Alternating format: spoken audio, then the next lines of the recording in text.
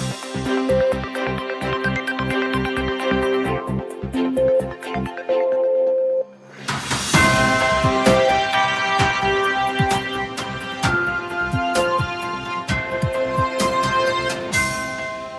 news, 4 testers gather to talk about testing and automation. Simon here, dialing in from Teddington, London, and I'm ready to have a great conversation. Who else do we have on the line? Morning, everyone. I'm Natalia. I'm dialing in from Surrey, next to London area, from my living room, as you can see. Lovely to see you this morning, and thank you so much for having me today.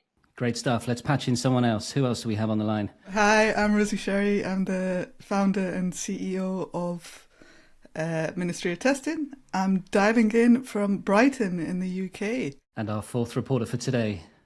Welcome. Hi, Simon. Hello, everyone. I am dialing in, reporting the weather is not so good here in Berlin. And we have had a really amazing last week, sunny. And yes, you might see a little not so bright background behind because it's raining. I've put down my shutters. So looking forward to this. Well, let's hope we can brighten up your day, Ashutosh, and everybody else's. Cool. So this is the Testing Planet. This is episode 1. It is the companion. And what better companion can we talk about today than automation? It can mean a lot, right? The word of automation, we can interpret it in many different ways. And that's what we're going to do today. We are going to dive into some polls that we've put out to the community. So here at Ministry of Testing, we love gathering insights, big community of testing and quality engineering professionals. And we love asking questions and gaining insight from the community. So we recently put out 4 polls, and today it's a pollen. Why is it called a pollen? Well, let us try and explain why this is a pollen. So we have polls and we have panel discussion. And if you kind of mash those 2 words together, you get the word pollen. We're also pollinating a conversation which hopefully leads to action. So welcome to the first pollen. Here we go. So Rosie, over in Brighton, would you like to introduce the first poll and get us started? Yeah, let's go. So the first one is, what percentage of your testing efforts involve automation? And the reason for putting this out is because over the years, I feel like there's been so much discussion and emphasis on automation. And you get these automation experts talking about automation and how to do automation, but perhaps we don't talk enough about like the flip side of it. Is like, how many people are actually practicing automation? What's the reality? What are the facts? So I put this poll out to the community, and it's still live and it's still ongoing, and yeah, the results are interesting. The commentary is coming in fast and thick, I guess.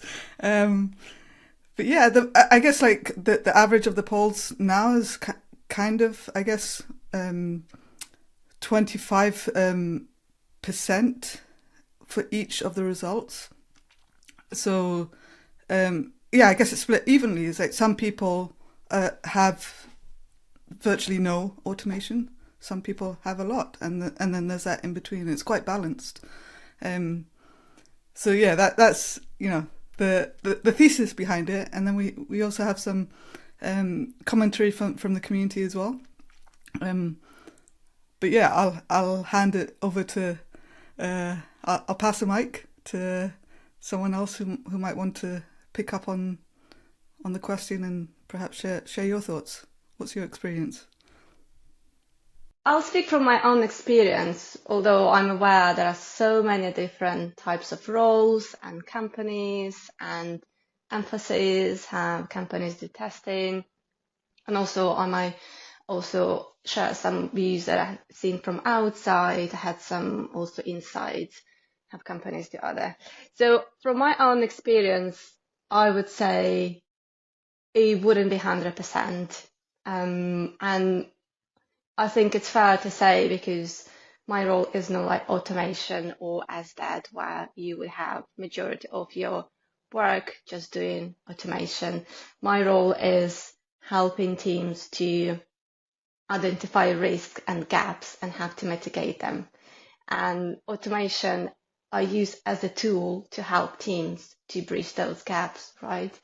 Or things that become monotonous or repetitive, I can just use automation to make them run in somewhere in the background while I'm doing some other jobs or working with the team.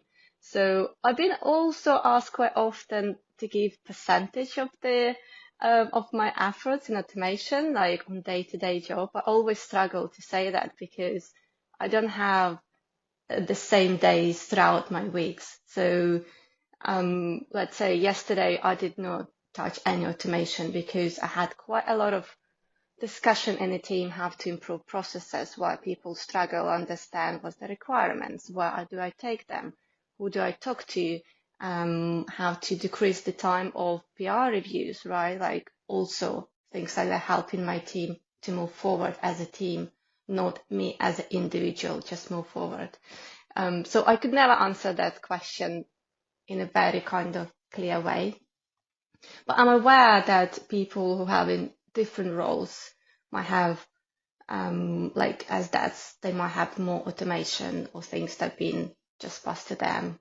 And I'm aware that maybe the focus of this quarter in the company is to move automation forward. So it's you work solely in that area, put all your efforts there, and someone looks after other areas.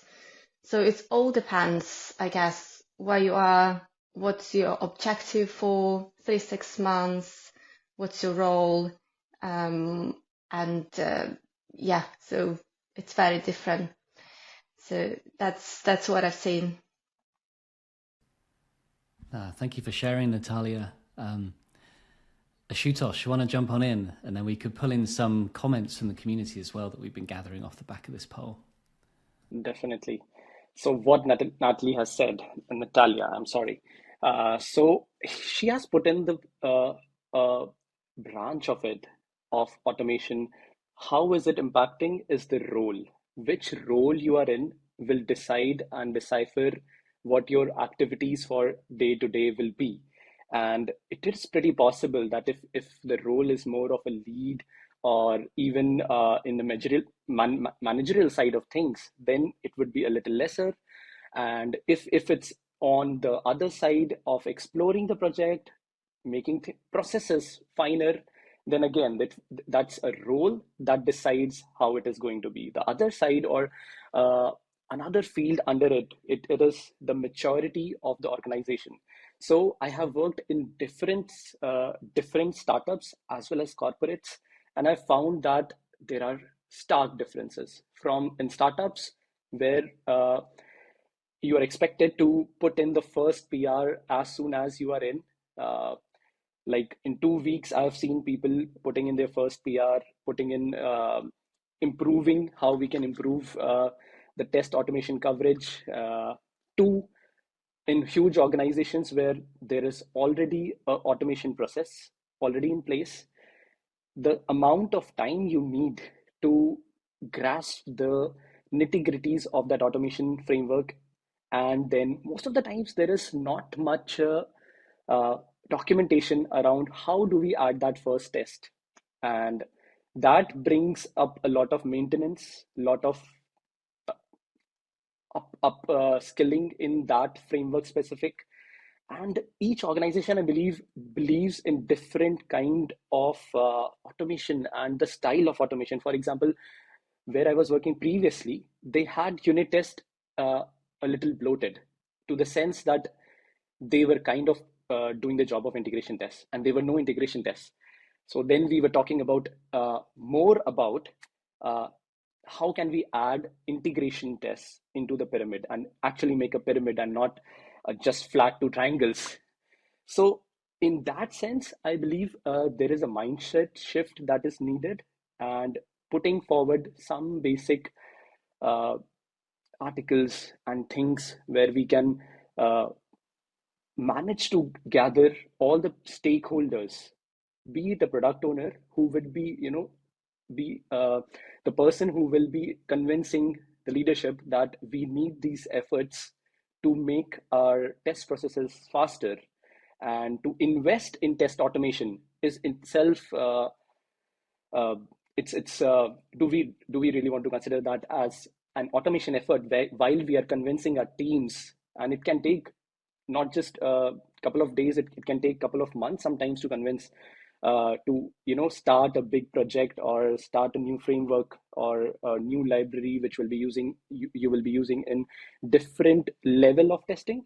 So yes, I would say personally I have worked but never in the sense that more than 50-60%, but it's generally about 25% of the work that you're doing in automation, and rest is a lot of communication, a lot of things that are maintaining things that are in test.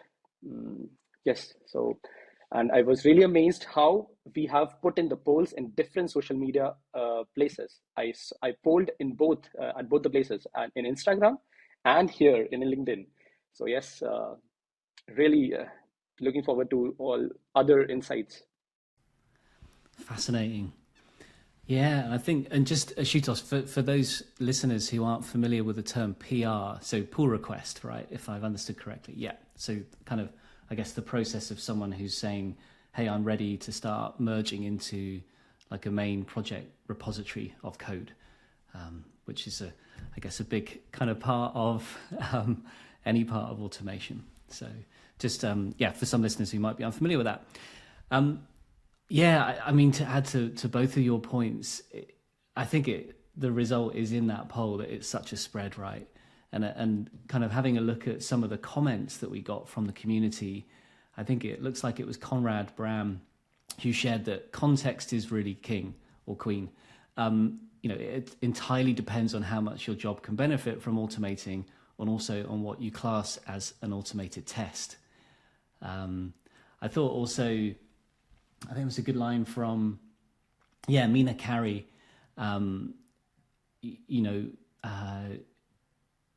based on that, automation should start after one successful release. Interesting. When the system is stable. Maybe I'm sounding old-fashioned here, but that would be my logical step to save time, effort, and ensure the reusability, which are key for automation. There you go. It's a slightly different take on that, of where to place automation. Rosie, any additional thoughts? I mean, this is just in, right? Kate Polk, I think that's how you pronounce it. Apologies if not. She says, right now, nothing. And for me, this is interesting. It's not what people want to hear sometimes, but I think part of the reason around doing this poll and getting people to talk about it is that sometimes we don't do automation, and sometimes it's not the right time.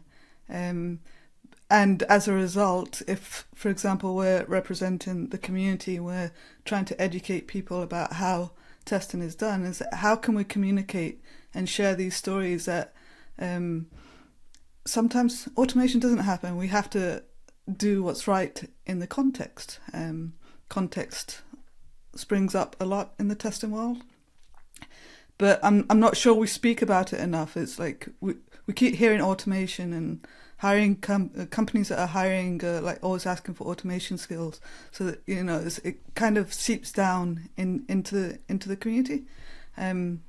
So it's for me, it's great that we're kind of hearing other sides of the stories from these polls, which is what really the intention was. I see just getting some breaking news coming here on one of the feeds. Breaking news from Prajita Manam. To amplify your point that you were just sharing there, Rosie, Prajita says, we focus our human testing on things that need more thought, creativity, and of course on the new features introduced or non-automatable stuff. This helps us deliver faster and make sure everything is top notch. Yeah, finding that balance, right? That seems to be a theme that's coming through. Yeah, if I can add to Rosie's comment, I do recognize there is a lot of expectation as well, like from industry and from test engineers, quality engineers, any role that you hold is to have those automation skills and like showcase them on your day one. I did that as well, and if I can share some learnings, like and things that how about I do differently next time. So to resist the pressure, like as well, it's quite hard. But I think it's important just to consciously like slow down and like if you want to jump like right away, just ask yourself like what you'd like to achieve, whether you have like all the information. I did that before, just doing before thinking first. It did not work out. But it's not all doom and gloom, right? So I learned that before I do something like, or I have this project of automation on natives, which I find like my biggest learning so far did not go well because I did not put thinking, I did not work with my idea what I want to achieve. Like I did not learn the system well, I did not learn the context well. I just wanted to get things done, you know, this eager feeling like let's get it done. Like moving sometimes your to-do list feels good, but it's a very long-lived emotion.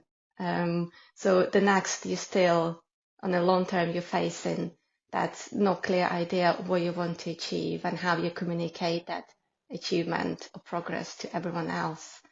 So yeah, I guess that's kind of like resisting what is out there as external factors shaping your approaches. And yeah, you still need to do a lot of testing as a exploration, right? And you have to be clear what you want to do. Otherwise, it won't be as enjoyable and joyful as automation should be, right? It is joyful, but if execution is good, you will feel it. If not, there will be different kind of feelings and different kind of learnings. About the point that Rosie had made about how the automation is different and how the hiring processes are also there. So, in general, when people are hiring for automation, either the team or the people who are hiring are not generally working in automation, and their idea of automation is, in a way, magic sometimes, and that does not work. I'll give you quick examples about my two past jobs where I was interviewed for totally different things, and when I joined, even the coding language was different. And I had not worked on these two before. And this was, I've always taken such things and these bummers as, okay, let's jump into, that's how I jumped into JavaScript or C Sharp, because uh, either I have to stick to a language and maybe be way too persistent to just find that I will now start building something from scratch, or to contribute to whatever is already present. Because if you add into automation and its benefits, uh, it is uh, not just bringing it up, but the maintenance, which is overwhelming sometimes. And to report here from Berlin, there was this really good one shared in the news article by Martin.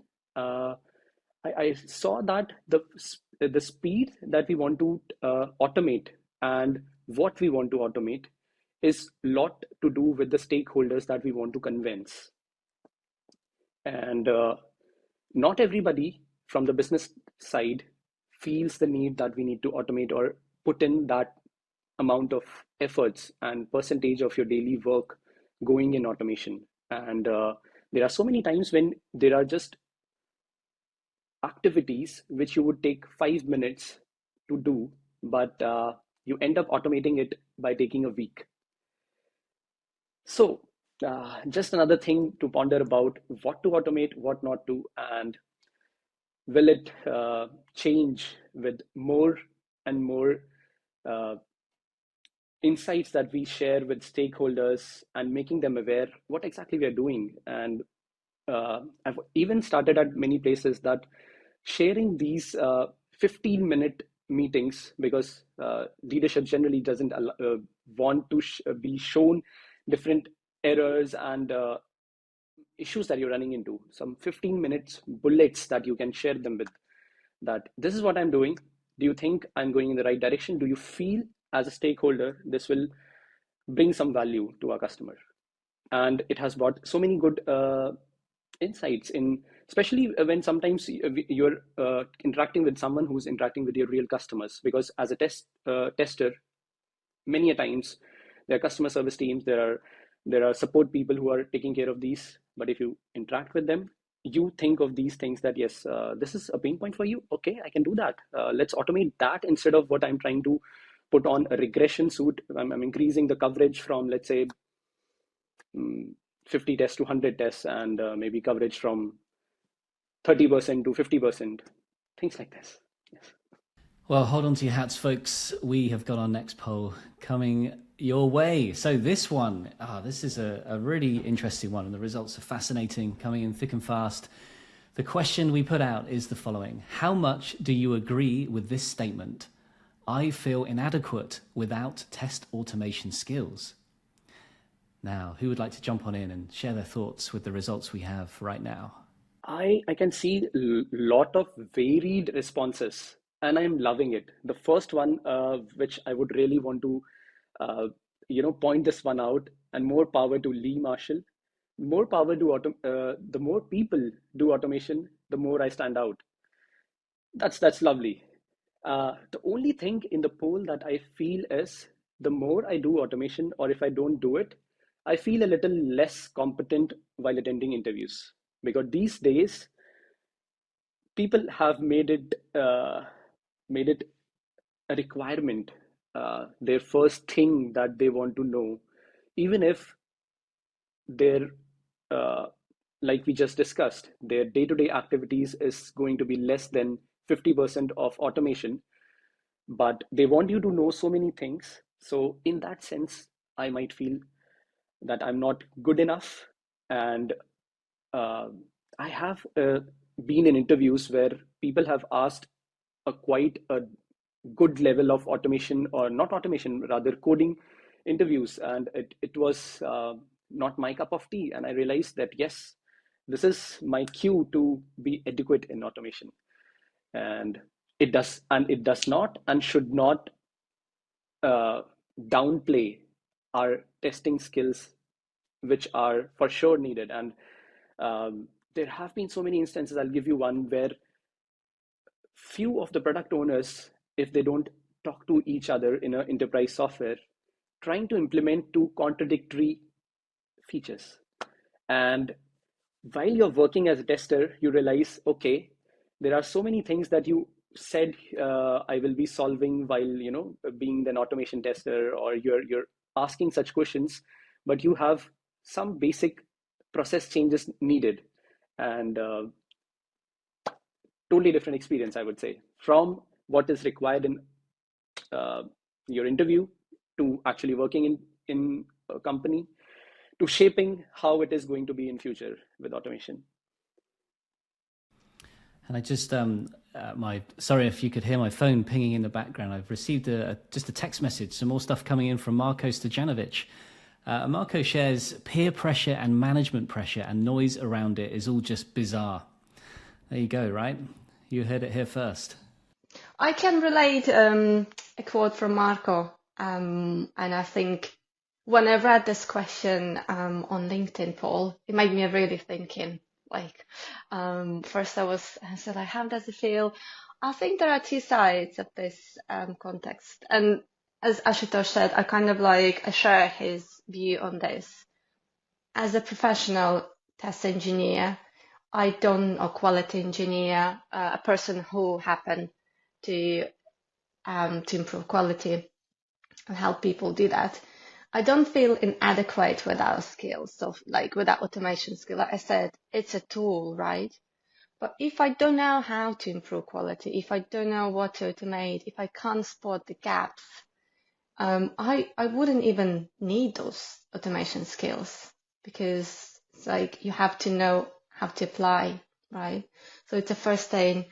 But I do recognize and agree there's a lot of pressure out there and inside the company as well. And if I may share, like from a kind of perspective, how you work in tech industry that is possibly more male dominated, the technical ones, and they kind of like very focused on like doing things with coding. I find that having automation skill helped me to be more confident and like having a conversation like we're equal, if you know what I mean. It's a strange thing. Still, as an industry, we have to eliminate this idea of proving ourselves, particularly for women. But again, and also from outside, lots of people when you're hiring, they ask first thing like whether you can automate, whether you have coding skills in JavaScript, Java, anything like that. And only then they will talk about testing, and only then they will ask how would you use their skills, whether you know, or how would you know what to automate, right? Not so often you will be asked like, do you know, how would you know you have to automate? And a lot of, I think a lot of, as an industry, we fell in love with automation, right? Like with the kind of like solution to problems. We did not fall in love with problems themselves. Like we did not fall in love with like, I have a problem here with quality, or I have a problem here to be more efficient, or any other. We jump right away to automation. So I think it depends where I am and what I do. I can prove lots of value without automation skills, just talking to stakeholders, to engineering managers, to heads of engineering, helping teams to build quality on requirement stage, which has like huge room for improvement anywhere, and also like helping people understand how to test and what to test. But I agree that's a lot of people feel like, I can see 42% on the poll, they say I agree. And there could be many factors adding to it, and many kind of expectations as well. Indeed. And Rosie, Sherry in Brighton, I see you've got some comments coming through from the community. Any of them that are standing out that you'd like to share? Yeah, well, I think we're all hoping for miracles to happen, right? I think not so much pulling out specific comments, but the general vibe is there's a mismatch between what testers feel and what the expectations are on testers from the business. So, perhaps we need a miracle, or perhaps we need to work towards balancing this out, because what is, just like Marco said earlier, it's just like the peer pressure is immense as testers. And like, if I take it from my perspective, I'm not necessarily a tester. I have a testing background. I'm not practicing every day, but I have the mindset. But even I still feel inadequate after all these years, thinking, should I learn some automation? Should I pick up some coding skills and all these kind of things? And it just feels wild, like after all these years, that we still feel this pressure. But I don't think it's going to end, and like AI is coming up, and the same trends are happening, right? Are we going to keep up with AI? Are we going to feel inadequate with AI as a new technology? And if we can learn from the test automation saga, the news over the years, the stories, the mismanagement, the bugs, the waste of money, all the mistakes that we've learned over the years with test automation, perhaps it's a learning opportunity to take that forward, not with just automation, but with AI, or just with any way the industry is going. And Rosie, you mentioned the word AI, and that reminds me that we have episode 2 of the Testing Planet coming soon. It's called The Machine, and it's about AI. So one to keep your eyes and ears out for. That one's coming soon. But hey, back to today's episode indeed. So we have our next question, which is, how much does your company invest in test automation efforts per year? So we thought it would be good to get people to think about the money, the spending, the cost. What is the value of this stuff? You know, this cost could include your tooling, your training, your salaries, or your consulting and all that stuff. So yeah, what are your thoughts on these results? Shocking news, right? I think we like to talk about test automation, and how we need to invest in it and spend money in it. But one of the things that I'm trying better to do is try to understand the facts, and this poll was designed around that. It's like, how much are people actually spending on their test automation efforts? And of course, like, I appreciate, like, it's really hard to calculate, so this is by no means accurate. And if we look at the poll, there's a huge bias towards less than 100k, or the next one up is 100k to 1 million. And actually, like 100k in especially UK, European or US markets, that's literally one higher. Not even one higher in many companies, right? So the fact that a lot of people are saying that they're spending less than 100k means that perhaps they're not actually investing as much as we think. And this is where it gets interesting, right? Is there a mismatch in how we're talking about automation and how automation is actually happening? It's trying to find the truth, you know, the real story is the truth. I think the truth is important, and that's why we're kind of talking about it now. It's like, how can we find the truth of what is actually happening? Natalia in Surrey, any further thoughts on that? I can't really say exact the number as well, but what I can say, when we talk about some tools of automation for testing efforts, rather than like monitoring or SRE or anything that's outside of like a testing, like a quality space, we have to fight for it, right? It doesn't go through easily as the other part of delivery process. And it fascinates me because it is part of delivery process, but I think maybe not everyone is having that understanding, right? So, and I would say we will potentially invest less or go for some other solutions that are free as a tool. But it won't be equally kind of rewarded or equally considered as, yes, that's important as a part of delivery process. On the skills themselves, how much time we spend, it's day-to-day work, right? Like I said, it's a tool. It is part of your delivery. It's part of your team efficiency, speed, and quality. Yeah, that's my short answer to that poll. Thank you, Natalia. Now I see that we've got our fourth and final poll, and the results are coming in. They're coming in thick and fast. This is an interesting one. Ashutosh, I would love to get your take on this over there in Berlin. Is test automation a hard skill that pushes out the soft? What can you make of those results? 1 year down the line, we will be asking similar things about prompt engineering or AI, but that's for the next episode. But coming to this one, it is not going to go away. It is not. Testing skills will be there in the era of AI, automation, or whatever we say about it. And it's not going to push away the soft skills that we need. And all the communication and all the testing craft that we put in, it cannot be replaced for sure. And as for testers, we are what are the dogmatic things or things that we have been, as tagged as that slowing the release or not putting the value to take stakeholders or to the quality as whole to the product. So we need to make sure that we are contributing in steps and in very roadmap kind of way to our teams, to the places where we are working, to increase or to have some solid stats that we are showing that how we have improved the test processes, which is actually increasing the speed of releases, and then eventually showing how quality has improved with the testing that we have put in.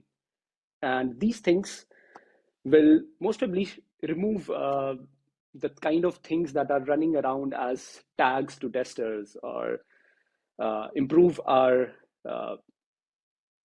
the ways that we are perceived. And yes, I would say wrap up from Berlin on this topic then. Yes. Thanks, Ashutosh. And I'm just getting some information from our producer, who's saying to us that we are having to cut this segment at this point now. So we are going to have to leave you folks. Thank you so much to you, the audience, for getting involved in this pollen. Please do keep an eye and ear out for future polls.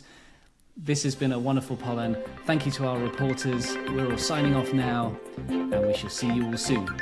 Take care.